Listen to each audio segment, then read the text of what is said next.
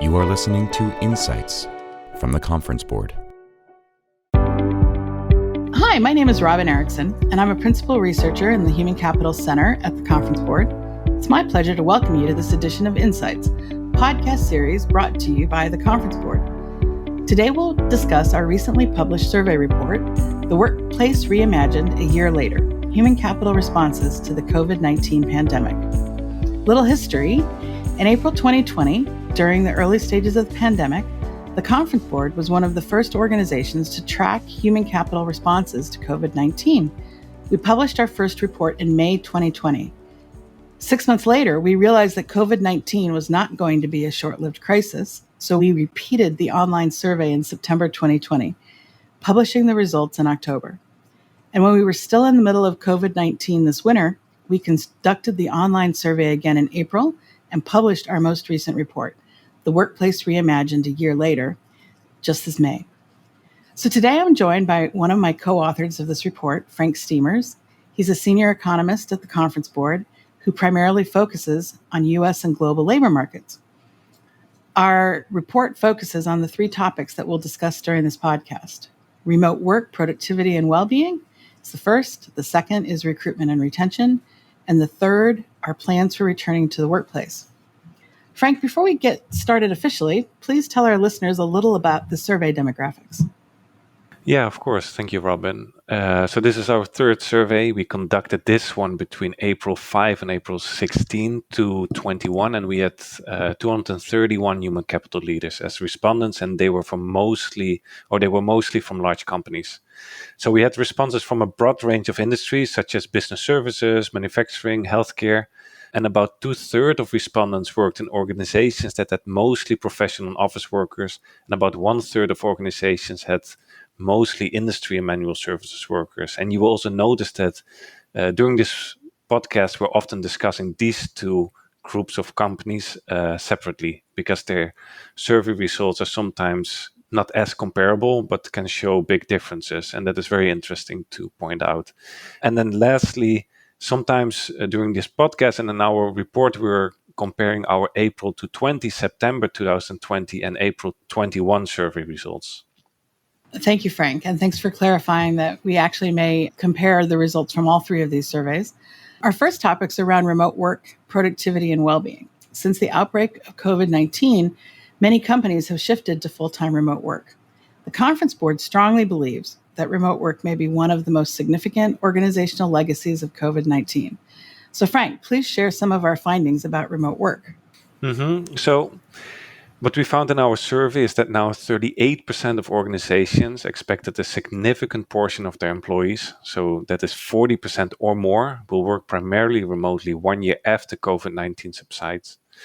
And interestingly, we also asked this question in April 2020, so about a year ago, and this figure has now doubled. Back then, it only were 90% of respondents that expected the same. So that's a significant increase.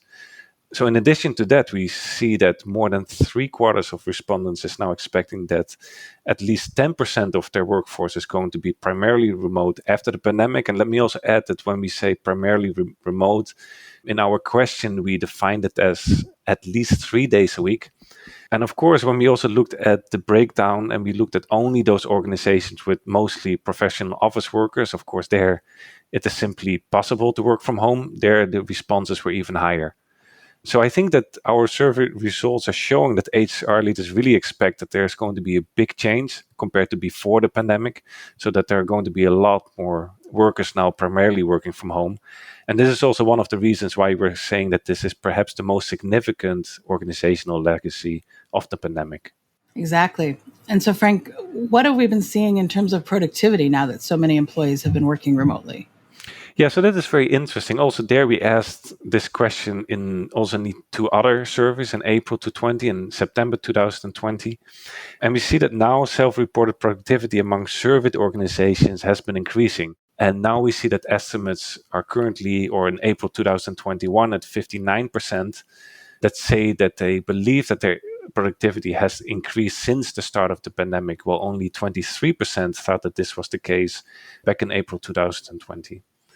And although it's self-reported productivity, I think that this does indicate why business leaders are so comfortable in reporting and expecting that they will have a much larger share of people working from home after the pandemic. In terms of operations, they have noticed that workers can be at least as productive working from home, and in some cases, maybe even more productive. I would like to add here that it's still difficult to disentangle which changes in perceived productivity are because of working from home and which changes in perceived increases in productivity are just because it was an economic crisis and people were just working harder because of that and working longer hours. So I think over the next years, we're going to get a better understanding of the impact of working from home on productivity and also to see what it will do to long-term innovations. And then lastly, and that is before I turn it over to you, Robin, I would also like to add a word of caution here, and that is that we talk about increased productivity, but we also know from our survey that actually well-being has been deteriorating and that some of the impacts on well-being still need to be fully realized. So Robin, can you...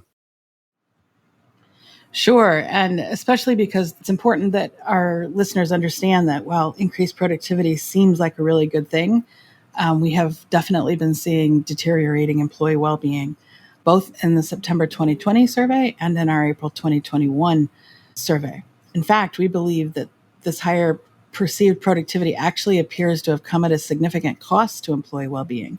So specifically, we found that 76% of the organizations that responded to the survey said that they had seen an increase in the number of employees who identified as being burned out.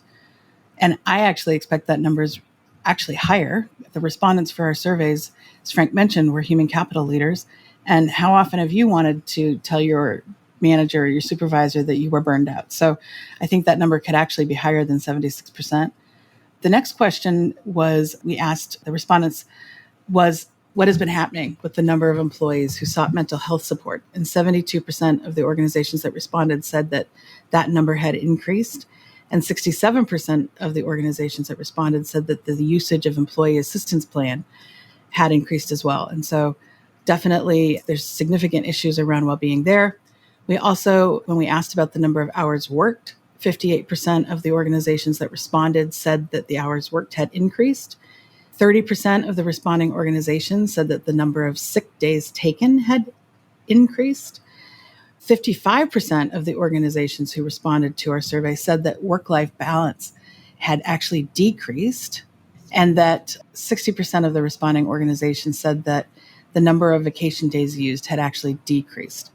And so, as Frank was just mentioning, that these negative results are most likely related to increased anxiety and stress relating from many factors: the global health crisis, the economic crisis, political and racial unrest, the lack of childcare, the amount of isolation from family, and or longer working hours. And so as organizations make long-term decisions about a future with more remote work, it's really important that they consider the effects on employee experience and holistic well-being, as some of the new ways of working may not be sustainable.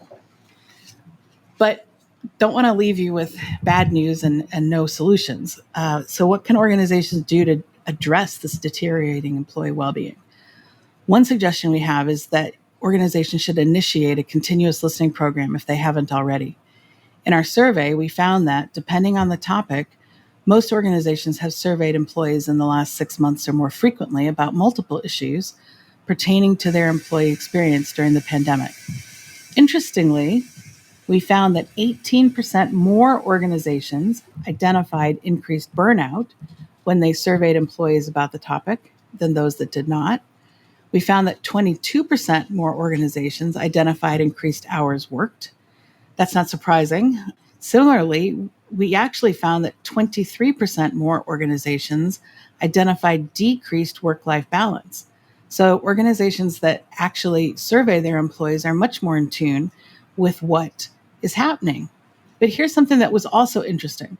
When you look at the organizations that surveyed versus those that didn't, 22% fewer identified decreased employee engagement.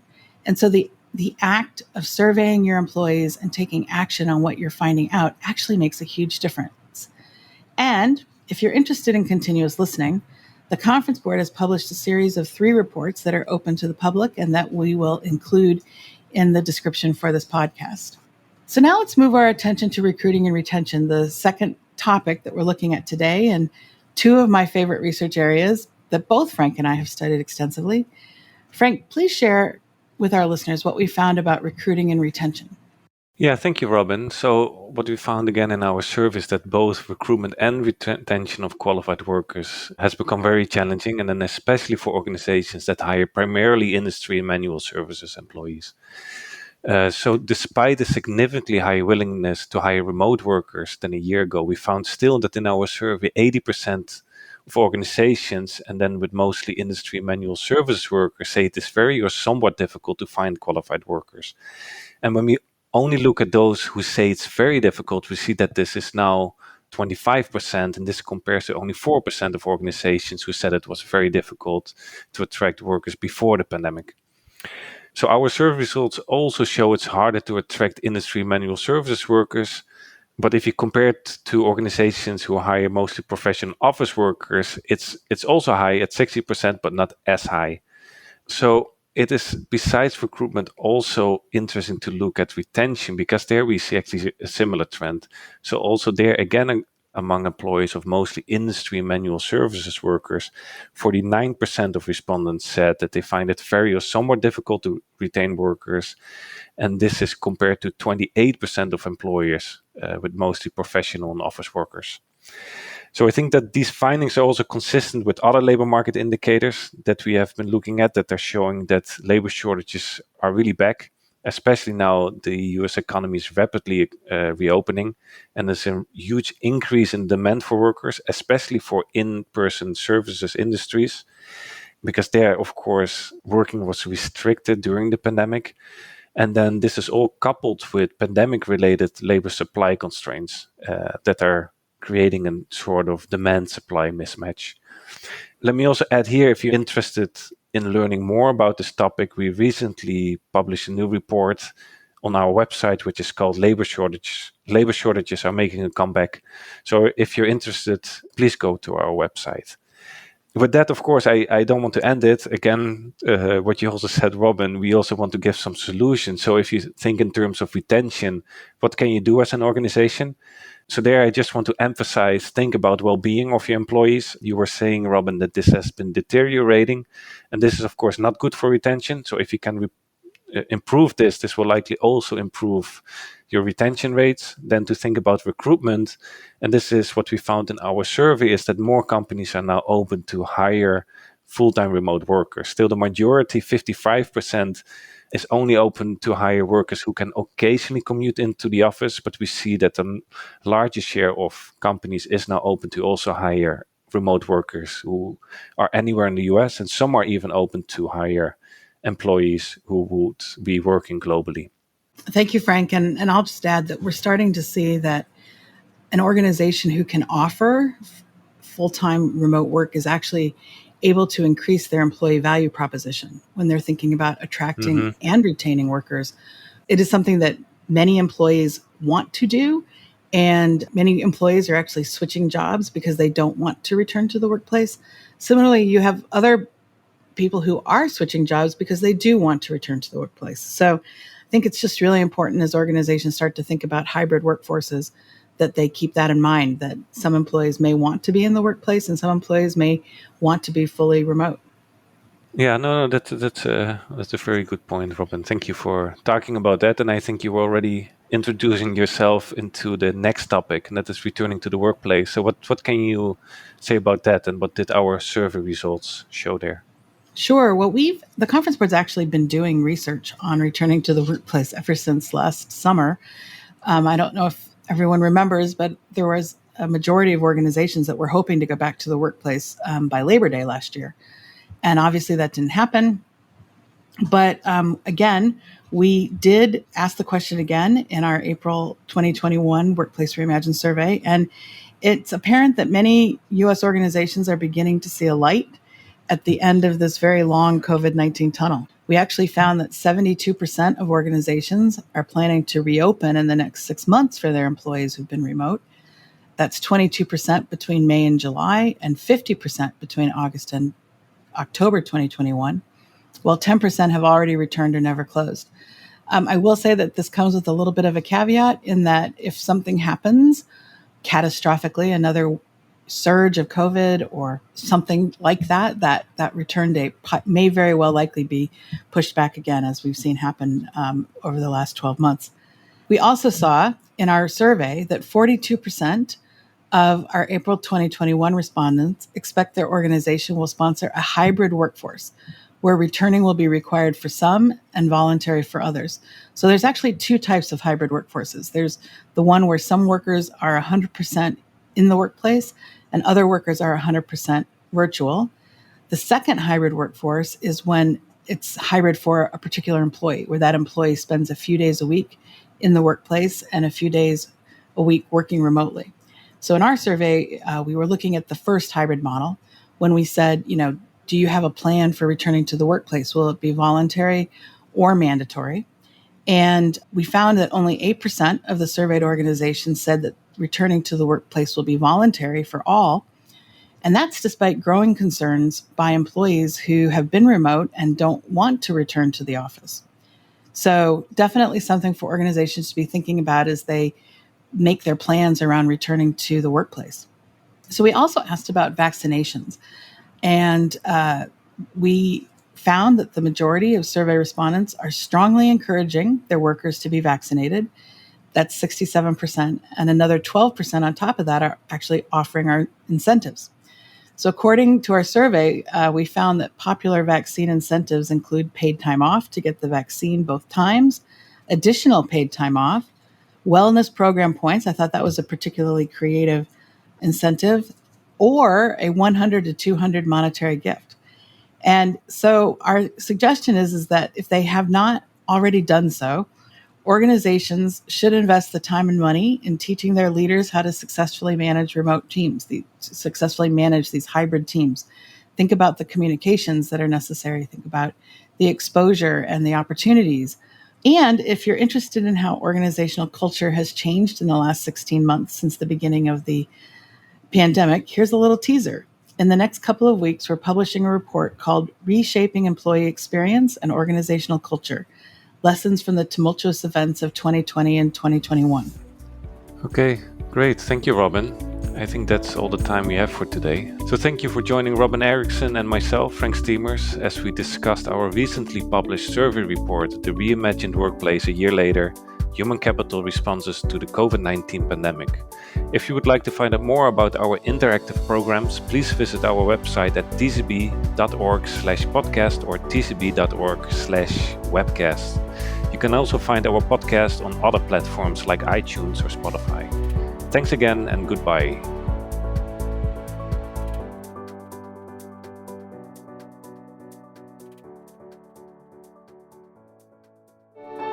This has been Insights from the Conference Board.